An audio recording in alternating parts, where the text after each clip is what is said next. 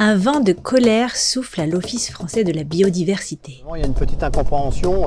Je prends l'exemple notamment de l'action qui a été menée à notre école du Bouchet. J'ose imaginer la même chose dans une école de police ou de gendarmerie. À mon avis, la réaction régalienne aurait été un peu plus à la hauteur. Depuis un an, les attaques fusent de toutes parts.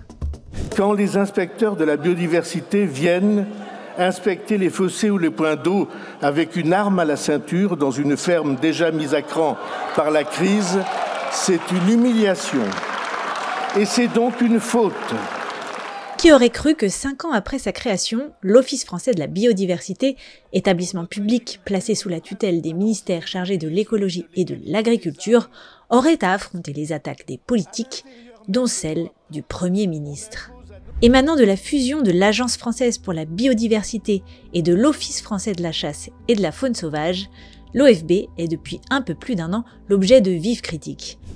Accusés de faire peur aux agriculteurs, ces inspecteurs seraient, selon certains, intransigeants avec le monde paysan, voire même menaçants. L'OFB, c'est une organisation administrative qui harcèle nos agriculteurs. Je défends évidemment nos policiers et nos gendarmes qui luttent contre la délinquance, mais je ne défends pas les agents de l'OFB qui viennent faire des contrôles sur les exploitations agricoles, pistolet à la ceinture, en traitant les agriculteurs comme des délinquants. Alors ce que je propose à Hugo Clément, c'est tout simplement de venir avec moi, faire une visite sur une exploitation agricole, pour aller échanger avec les agriculteurs sur l'OFB. À 20 minutes, on a laissé Laurent Wauquiez et Hugo Clément s'occuper des agriculteurs, et nous, on a pris la route pour rejoindre Fontenay-sur-Eure, située à quelques kilomètres de Chartres. C'est dans cette commune de moins de 2000 habitants que l'agence d'Eure-et-Loir de l'OFB a pris ses quartiers dans de tout nouveaux locaux, tout beaux, il y a quelques mois seulement. Matinal, Alexandre Berthaud, notre contact sur place, nous propose d'emblée un tour du propriétaire.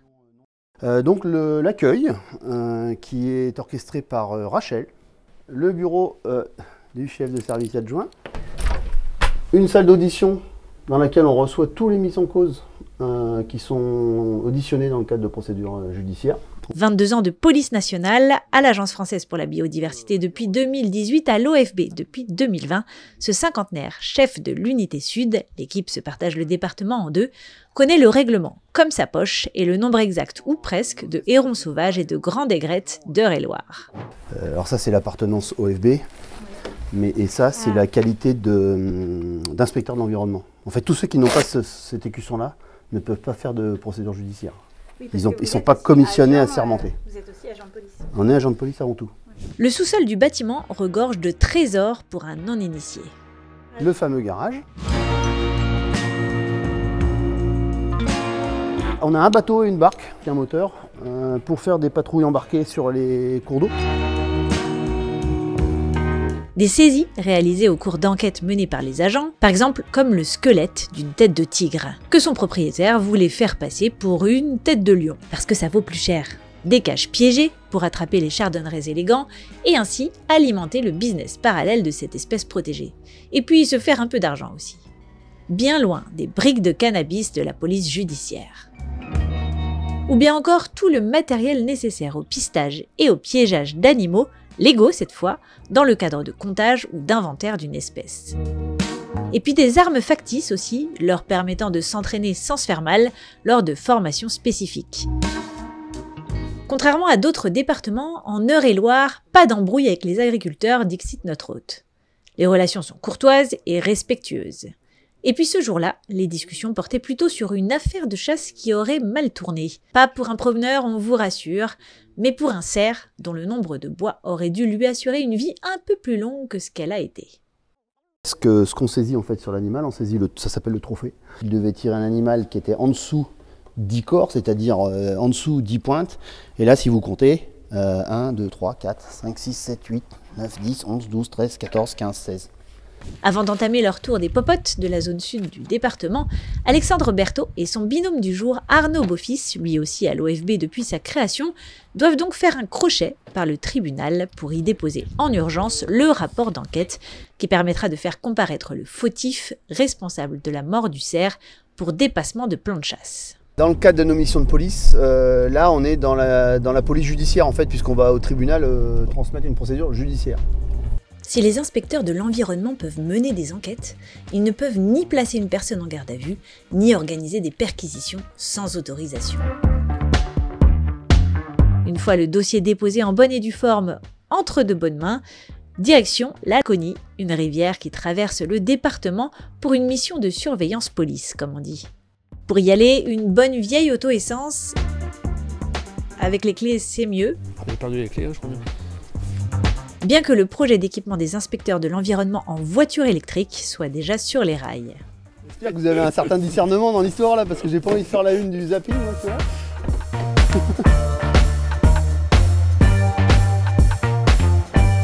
Cette mission surveillance police de Laconie, c'était la feuille de route.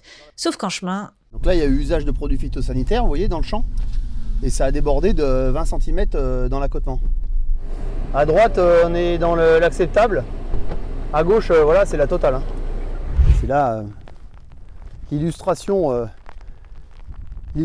de l'aspect volontaire de ce débordement de traitement. C'est l'emplacement du poteau. Clairement, on voit que le poteau a été contourné avec la rampe. Sinon, la rampe serait passée au travers du poteau. Physiquement, c'est pas possible. Donc le débordement, on peut presque considérer qu'il est volontaire. Et normalement, l'herbicide doit rester dans la partie surface agricole, quoi. On ira recadrer ce monsieur. Sur la route, Alexandre et Arnaud constatent d'autres débordements d'épandages, mais assurent ne pas vouloir verbaliser à chaque fois, surtout s'ils ont un doute sur les raisons des débordements. Car parfois, le vent peut aussi être l'ennemi des agriculteurs. Ça, c'est des choses qui arrivent fréquemment, mais on fait preuve de discernement. S'il y a des lois qui sont faites, il faut qu'elles soient appliquées, ou alors on change les lois. Nous, on est pour rien dans le bien-être des agriculteurs. Si l'OFB disparaît, en quoi ça va améliorer le quotidien d'un agriculteur? La liste des missions des inspecteurs de l'environnement est longue. Très, très, très longue. Et les journées d'Alexandre et d'Arnaud sont généralement rythmées par un lot important d'imprévus. Comme celui des dépôts sauvages, impossible à anticiper. On cherche éventuellement à trouver des indices qui nous permettraient d'identifier l'auteur de ce dépôt sauvage. Un peu fait exprès quand même, hein. C'est pas arrivé là tout seul. Mais pas évident, car ici, pas de relevé d'empreintes, ni de recherche de traces ADN. À moins d'un flagrant délit, seules quelques photos pour constater les dégâts pourront servir de preuve. Il n'y a pas de caméra de surveillance, on est dans une zone en pleine nature. Il n'y a aucun papier qui nous permettrait de découvrir l'auteur. Et quand on passe seulement quelques minutes après les malfaiteurs, c'est un peu rageant, forcément. Ça a l'air assez récent en plus. C'est vrai que c'est pas trop humide par la pluie. C'est très récent, le bois il est encore sec. Ça se trouve, ça s'est fait un quart d'heure avant qu'on arrive. On va identifier le propriétaire de la parcelle et puis on va voir ce qu'il compte faire de ça. Voilà. Reprenons le fil. Nos deux agents étaient à l'origine partis en mission surveillance police d'un fleuve, on vous rappelle son nom, la Laconie. Nous reprenons donc la route en direction d'un lieu protégé hors du temps, petite pépite de l'Eure-et-Loire d'après Alexandre, pour relever le niveau d'eau et vérifier que rien n'a été dégradé.